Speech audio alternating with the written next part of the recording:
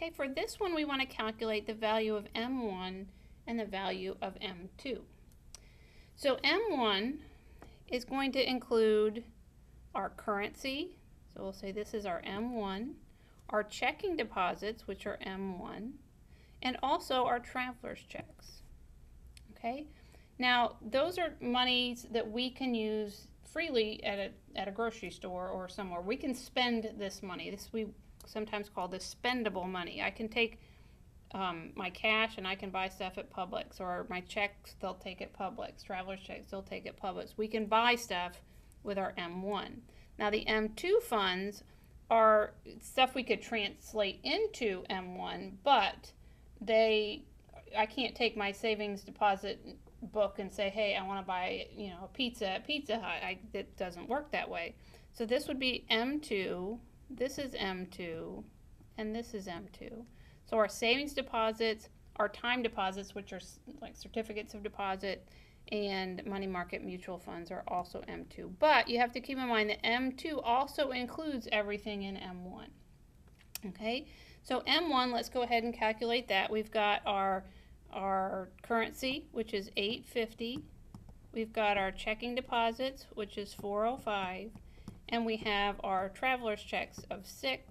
We add that all up, and the value of our M1 is $12.61. Okay, and then our value of M2, again, M2 includes everything in M1, so we've already calculated that. So we're going to say $12.61 is our M1, and then we're going to add in there our money market mutual funds at $9.96, our time deposits at $13.16, and our savings deposits at $4.382. Okay, so if we add all that up, we're going to end up with $7,955. Okay, now again, we've got some information on here that isn't really needed.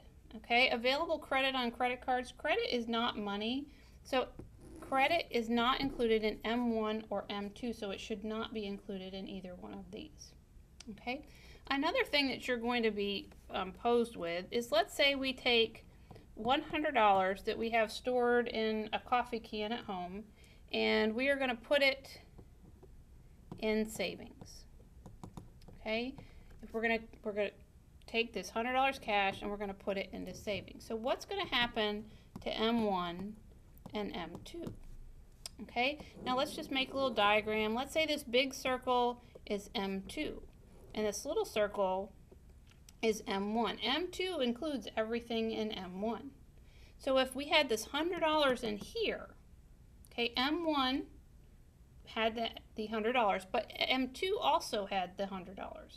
Now we're taking the M1 and we're taking it from cash and we're going to put it into savings, so it's coming out here. So now M1's not going to include that $100 anymore, but M2 always included that $100. So the M1's going to decrease by 100, but M2 will see no change. Okay, now if we decided, okay, we're going to take it from the savings account and put it back in to cash, we're going to take it out. So now it was already in M2, but now we're going to put it into M1. We're going to transfer it into cash.